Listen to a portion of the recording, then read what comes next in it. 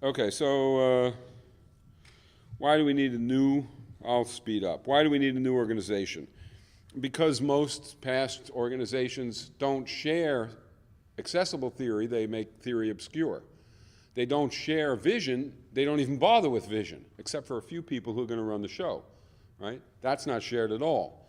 They don't share strategy for the same reason, or they have failed strategies. They burn out members. They don't sustain members. They diminish capacities as much as expand them. These are all problems. They're hotbeds of homogeneity and sectarianism. I mean, you know organizations, and you know, and it isn't just Marxist-Leninist organizations. You know, it just isn't. And, you know, we need to face that. So IOPS was born, I suppose you could say, from the following scenario. At a World Social Forum, we did a kind of a forum within the forum, and it was called Life After Capitalism. And then after that, somewhat after that, we did something called Reimagining Society. And there were about 100 writers who were writing about reimagining society, about visionary attributes, not just of the economy, but of all sides of life. And participatory society is not just the economy. I just was asked to talk about the economy. All right. And then we did a poll. And the poll on ZNet was this way. It was, we listed a whole bunch of attributes of a potential, a hypothetical revolutionary organization. And those attributes later became the defining attributes of IOPS. Anyway, we listed all of them, and we had a question. And the question was, if an organization defined in this manner, with these attributes and with these commitments, was founded, A, would you join right away? B, would you wait and see if others joined, and if some were, you'd join? C, would you just ignore the whole damn thing? D, would you not join, but not be particularly hostile? E, would you do your damnedest to cause the whole thing to sink in the ocean because you think it's a gigantic horror for humanity? And we expected something of a bell curve, right? But what we got was about 96, 97% answering A and B. Join right away or join after a while, and then a gigantic fall off. And that took us a bit by surprise, and we figured, if not now, when? If we've got people telling us, it was 4,000 respondents, if we've got people telling us they'd join, and we think we've captured basically, you know, what good politics are, et cetera, we should try. So what we did is we created a web system where when somebody joins from Paris, it creates a local Paris chapter, and then everybody else who joins in Paris is in Paris, creates a national France chapter, but then when somebody joins from Grenoble, it's just doesn't create another France. France is the branch, various cities. So you get a kind of a nested structure of cities, nations, and the whole thing. And it has various facilities, very nice. And you check out the commitments, and the commitments are visionary commitments, sort of along the line of what we've been talking about, except also addressing kinship and culture and politics, ecology and international relations, minimalist, maximalist in each case. And you check those out, and if you like them, you join. Well, we had a problem. Why were we doing it this way? Everyone like us, would rather that the way it happened is people in city A get together and start functioning. People in city B get together, people in city, et cetera, and then they contact each other, and they begin to work together, and now they form a national thing, and then the national things form an international thing. And you don't have an international thing, you don't have a national thing until you got a lot of chapters, and you don't have an international thing until you have, right? So it's bottom up. And our estimate was, it's not going to happen.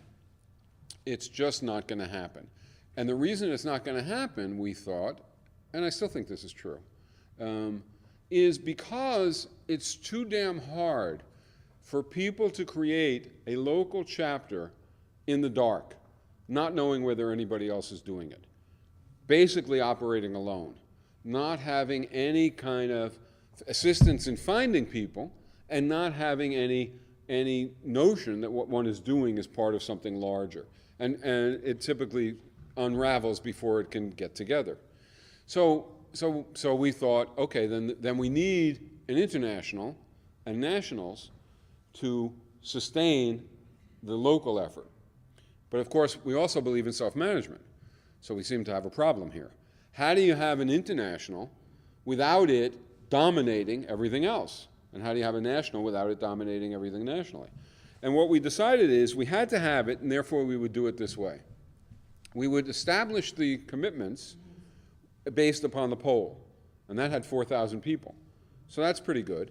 So we would have the commitments based upon that, and we would try and do no other decisions, right?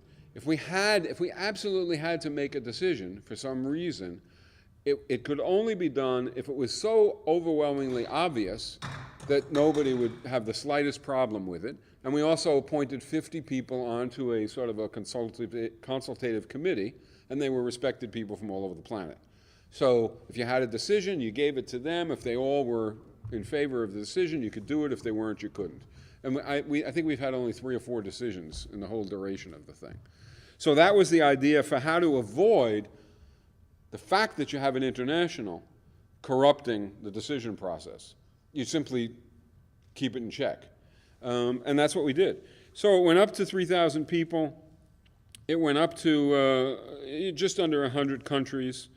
The plan is to keep recruiting and to eventually get to a convention when you have a lot of chapters and you're in a position and you have enough diversity, you're in a position to do the chapters. So I won't go through all the commitments. There are diverse commitments having to do with vision, having to do with program. The programmatic commitments aren't, a program, because that would be the center deciding for everybody a program, right? So instead, they're sort of generalized commitments like plant the seeds of the future in the present as a guideline for program. A very high burden of proof for violence. A very high burden of proof for electoral participation. Various things, not a clear-cut, not a program like, a campaign for a 30-hour work week. That's something that the organization has to decide once it's an organization. But the broad guidelines, which is what determines whether or not people are in it, you could determine at the outset, so that's what we did. And then organizational commitments were self-managed decision-making inside the organization. And a real, and I think sadly it might not be understood fully by all the people involved, a real commitment to internal diversity of opinion, not just composition. So the idea is, again, now we're getting to your thing. You have a debate over 5 different possible campaigns for the coming year. You're going to choose 3 of them. 3 of them get really big votes, 2 of them get much less. So ordinarily, the approach to that is the 2 that get much less, you chuck them in the wastebasket, everybody supports the 3 big ones, and that's the end of it. In IOPS, the approach is different. The approach is to recognize that the majority can be wrong. In fact, an overwhelming majority can be wrong. And not only that, people believe in these things, and to just chuck it in the wastebasket isn't right. So the right way to do it is to pursue the overwhelming favorites, yes, on a grand scale, but to preserve the others also, and to, in essence, experiment with them. Give the people who advocate those other lesser things resources, space, and let them experiment and see if it works. Why? Because the whole mentality is different. The mentality isn't, I wanted X, I got X, screw everybody else, let's go X. The mentality is, I want to win, right? I favored X, but Y might have been better. And since Y might have been better, even though we're doing X and I favored X, I want Y to keep being explored.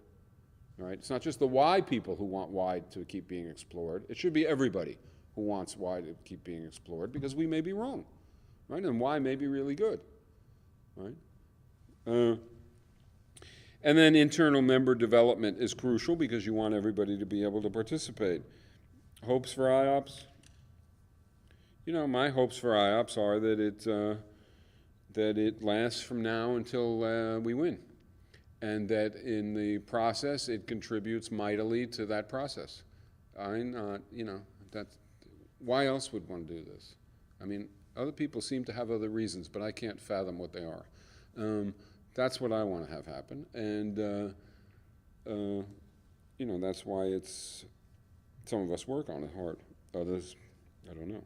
So we recruit, we develop members, we create local chapters create local programs, then we create national branches once there are local chapters, then we create national program, then we have an international convention, and we have international program. And we can talk about anything you want at this point, kinds of programs that might emerge, or anything else. But that's IOPS as it is, I suppose. Okay. Yeah, go ahead. Oh, wait, I didn't answer your other question. So the democratic centralism and consensus. The odd similarity, I think, is this. In democratic centralism, when there's a decision, the idea is it's done democratically. Okay, now that's not really the case. Most of the time in democratic centralism, what happens is God says, let's do it this way, and then everybody votes, and everybody votes the way God said, where God is the head of the central committee. This is the extremes that it got to. When Stalin would hold meetings and would announce the people who were going to be purged, who were going to die, and they were in the audience, right, hearing it, they would applaud. Everybody would applaud, including the people who were being purged. Okay, so that's democratic centralism. But in any case, the ideal any advocate of Leninist, would say that I don't want that. What I want is we all vote democratically, and when the decision is made, we all line up behind the decision. So that's the best version of democratic centralism. And in that version of democratic centralism, we all line up behind. So if you don't line up behind, if you're unwilling to do that, what happens? You split. Thus, all the splits, right? Endless splits that happen. But you notice the idea is if you disagree enough to keep your disagreement, you split. Now take consensus. Pretty interesting. You have a discussion. You're exploring different options. You're deciding on them. You need consensus to pursue one. So you get consensus. First is the sound of that is pretty clear to me. It sounds like we all agree. We're all behind it. This is our consensus, right? That's the tone of the whole thing. And moreover, you have to agree to not veto, right? So to be part of what emerges, you have to not just agree to not veto, but typically you don't only not veto, but the organization goes after the consensus position, and it doesn't pursue the others, just like democratic centralism. And typically, I think what happens over time is people leave, again, splitting, because they feel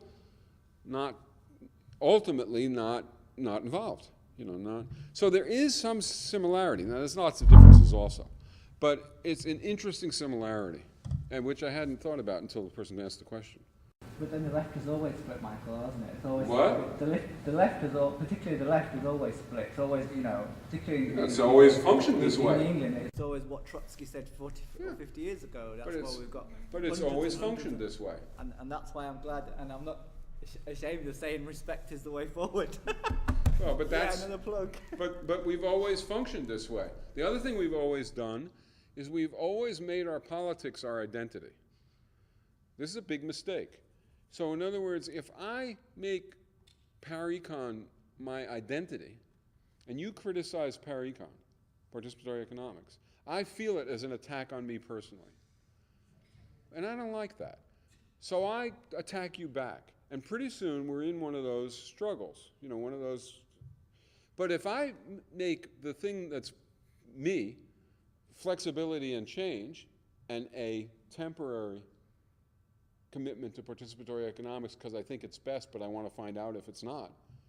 Now, when you criticize it, I want to hear the criticism, and I want to interact with it, and this is the kind of thing we have to figure out. And this is real politics, just hello, not the IMF, and not figuring out all this. These are real political questions. How do you reorient the way you think about things so that you're unlikely to be sectarian? How do you organize decisions inside of an organization so you don't have splitting. And so you pursue different things in parallel. How do you do these things? These are real political questions as compared to the ones that we often spend all our time on. But then take, for example, the anti-war movement in America and in Britain.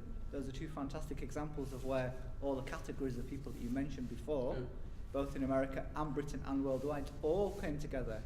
And Sometimes. the anti-war movement, certainly in Britain, well, 2 million marched in London. All right, it didn't work, but still we had people from all Sometimes. backgrounds, all faiths, all denominations, all sections of the left actually all unite. And that was very good. But that's different than being in the same organization. And I don't want to be misinterpreted here. I don't mean that IOPS should be an organization that includes everybody on the left. It shouldn't. It should only include people who agree with what it's about, right? Because if it includes everybody on the left, it will be nothing. It will be it's everything and nothing, right? It has no coherence. But the point is, even inside organizations like that, people fight, right? And there's no need to fight outside them, between them either. You can just agree to disagree and to explore and to see what works. A whole lot more mature, which is a word that our parents use against us, about which they are often right, sadly. Well, they are. All right, anyway, somebody else have a question. You had a question. I don't know whether I answered. Yeah, I was thinking the IOPS is not a political party. No. Yeah, and it's but it seems to be an instrument to influence consciousness through activity. No, it'll be an activist revolutionary organization if it works. Okay, but if it works, it'll be an activist revolutionary organization. Now take a member of IOPS who has a child going to school, and a very unhappy school teacher announces to the class that if you expect to ever enjoy your work, you belong in a mental hospital. Yeah. And that work is something ugly and painful, and you better get realistic about it, and you will never enjoy your work. Now, what is the role of IOPS as a cultural? Well, it depends how big it is. Mm-hmm. Depends how strong it is. That's always, in other words, there's a lot of people around who think if you have 5 people, you can have a campaign to, overthrow capitalism. Well, you can say you're going to overthrow capitalism, but you're delusional. So it depends how big it is. If you were in a town and the town had a big chapter, and the chapter had its people rooted in the movements in the town also, and the school was behaving in a horrendous way, there could be a demonstration. But what about the tactic of actually liberating that miserable little man? Well, that's fine. He's reflecting his own conditions. Now I'll tell you, weathermen in the United States used to have a concept of a jailbreak. The concept of a jailbreak was supposed to be school. So the weathermen would go to the school, and they would go into the corridors, and they would scream jailbreak, and all the kids were supposed to run out of school and join weathermen. It didn't work. They had a number of very odd practices, and they were among the smartest people of my generation. But they were caught up by a set of institutions and a set of structures that made them behave in very oddball ways that were horrendous. One more example. Weatherman decided that the reason why the American left could not do very well among the working class was because the working class thought the American left was wimpy, weak, right? So Weatherman got an idea. What we'll do is we'll go down to a beach in South Boston. I was in Boston. We'll go down to a beach in South Boston, and we'll go out on the beach where all these working class kids are, and we'll plant an NLF flag, a Viet Cong flag, in the sand, and we'll circle it, 20 of us. And of course, the beach is full of people who've lost a brother or a father in the war, and who are not going to take kindly to this, but that's Weatherman's tactic. The idea is they will then defend the flag, beat off the working class kids, and demonstrate that they're tough, right? They may ultimately lose, but they'll demonstrate that they're tough. This is nice, huh? These are serious people, right? And very smart people. Don't be, it's the dynamics of Call it immaturity if you want, but also pressure, also all kinds of things. So they did it. Of course, what actually happened is the local working class kids kicked the shit out of them and drove them off the beach, and for the first time in their lives thought that the American left was wimpy. So there was a self-fulfilling element to it, at least. You know, they demonstrated that something that these working class kids had never thought about at all, that they were wimpy.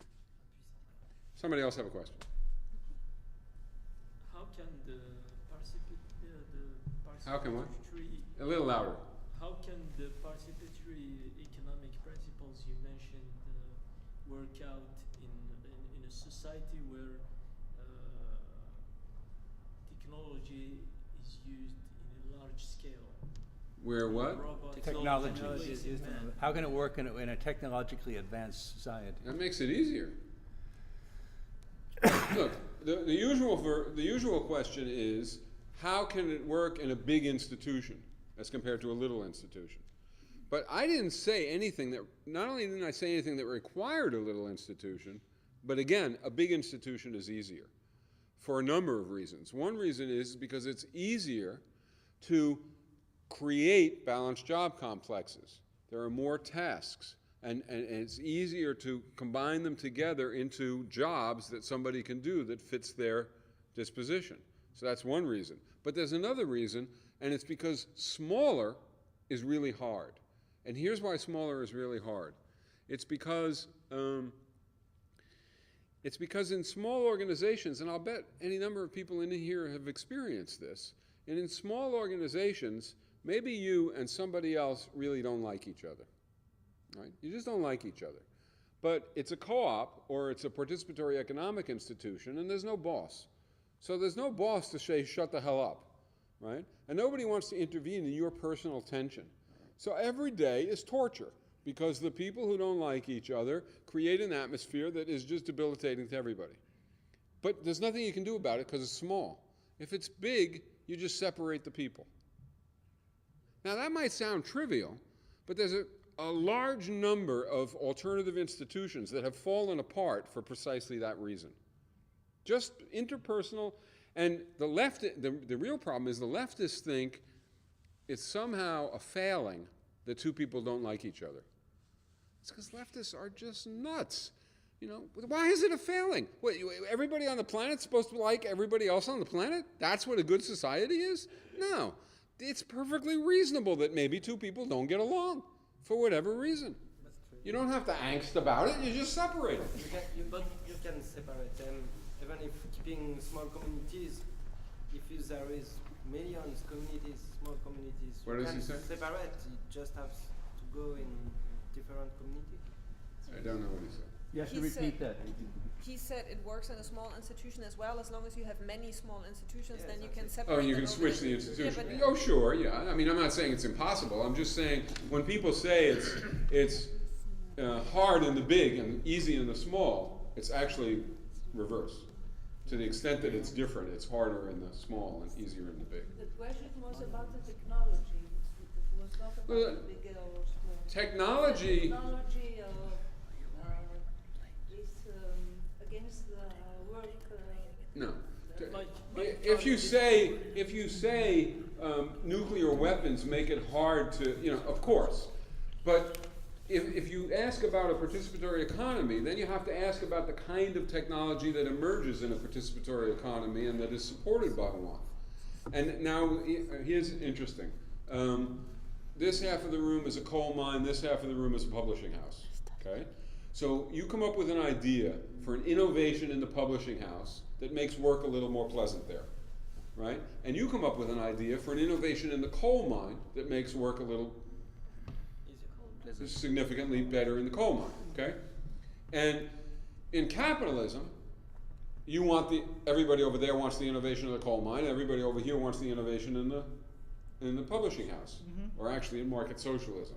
Capitalism, most of you don't give a damn because the capitalist does the innovation and finds some other way to screw you. But in market socialism, you want the one in your place. But what happens in a participatory economy? Now, this is the only hard question so far. So remember balanced job complexes. right?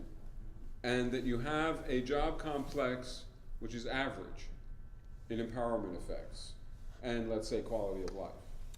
And it's also average across the whole economy. So now what happens?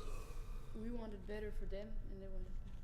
You want the one in the coal mine because it's better for them? Don't be afraid. You have to think about which one has, what effects each of them have on your balance. Yeah, and it isn't one or the other. In other words, one of them will have a larger effect on the average balanced job complex. And both sides want that one. True. See, that's how solidarity works, right? That's what it means to say the structure of the economy creates a condition in which, instead of opposed interests, everybody gets their head together. So the answer to the technology is there's a pressure in a participatory economy to use technology to improve the average balanced job complex. Actually, I'm referring, for example, to robots replacing human beings. So in this case, we are affecting some of those principles. Well, I think the left's fascination with robots replacing all work is quite misplaced. I don't think that has anything to do with reality this side of the year 3080. But robots can be used. But that's what I mean by labor-saving device. You don't put in a robot to do fulfilling work. You put in a robot to do debilitating work.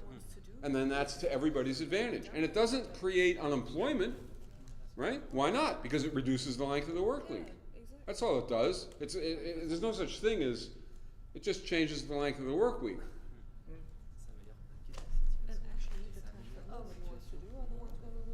Supposing, say, 50 countries in the world are convinced by these ideas and start, And 50 aren't. and the other 150 aren't. Right. So, and those other 150 maybe feel threatened and start wars and. Yeah, well, you don't need it to be 50 and 150. All you need it to be is one isn't. That's mine, right? Because we've got the guns. So you're right. That is to say, but it's not just for this. It's my job to keep the United States out of Venezuela, right? That's a responsibility of leftists in the United States. It's not clear we'll succeed, but we sure as hell have to try. If the world has participatory economic systems and capitalist systems, there's numerous ways to relate, but I think the most likely one is that a paricon interacts with another country at whichever price is better for the poorer country, market or participatory planning. And actually, Venezuela is almost doing that now. So when Venezuela engages in trade, they typically, when the other country is basically worse off, right, will have the other country get the larger proportion of the benefits of the exchange. And that's basically violating all market norms. They're doing it. I don't know why they don't talk about it. But there's plenty of evidence that they're doing it. And that's interesting. And of course, they are a threat to everybody, as you know, that's why Cuba, there's this much terrorism in the world since the Cuban Revolution. And this much is against Cuba. Right? People don't realize that, but it's true. And you know, that was because they were a problem. Now they're not so much of a problem. But a participatory economy, when you're in France, in May of 1968, toward the end of May, the NATO tanks were being warmed up, basically meaning the United States was getting ready for what it would have to do. So that's a real issue. But on the other side of the coin, what would have happened? Right? It's not so easy to repress really active, really engaged movements. And if they really understand what's going on, it's virtually impossible. Right? Not least because when you've heard of the Watts riots, you know, the riots in Los Angeles back, right? When you're going to respond to the Watts riots, when the United States government is going to respond to the Watts riots, what does it do? Calls out the National Guard. Where does it get the National Guard from? Anybody? Does it get it from California? No. Because if they get the National Guard from California, there's too many people who they're calling out who might know somebody who's rioting. And the whole thing is vulnerable. So where do they call out the National Guard from? Mississippi, Alabama. They call it out from wherever the people who are coming will be scared and will be in an environment that they are totally, they think they're going to meet Martians. And so they're ready to do what they have to do. And vice versa. But that tells you how unstable it is, right? How vulnerable it really is. If you had them all over, they're in trouble. Anyway, somebody else. I gotta go pretty soon, yeah. I saw quite a lot of, well, all of your analysis of the situation seemed to be based on the fact that you think a monetary economy is a given. What kind of economy? A monetary economy. Monetary. Monetary. An actual monetary economy is a given. And I wanted to check that you had actually at least passed over the possibility of there being something else. Right. I think this is a big confusion on the left. It's not even a real issue. And here's why. People get fixated on money, and money isn't the issue. So let's go back a step. What's going on in the economy? Stuff's being produced, people are working. And stuff has different value, which is a function, not least, of how much people want it, right? And those different values are important. How are they important? Well, we need to know how much to produce. If we're producing bicycles, we need to know how many bicycles to produce, right? And if the only indicator we got is people would like a bike, right? Then next year, there'd be 1 billion bikes that people would like, because everybody would like a free bike, right? But if what you need is something more than that, how much do people want a bike, right? Does the amount that people want a bike warrant the work that goes into producing a bike, and the steel, and the rubber, and everything else? Or should the steel, the rubber, and the work instead be going into something else, toothbrushes, or whatever, right? That's the allocation problem. And that problem requires, for its sensible solution, an assessment of the extent to which choices will benefit people on the one hand and will cost on the other hand.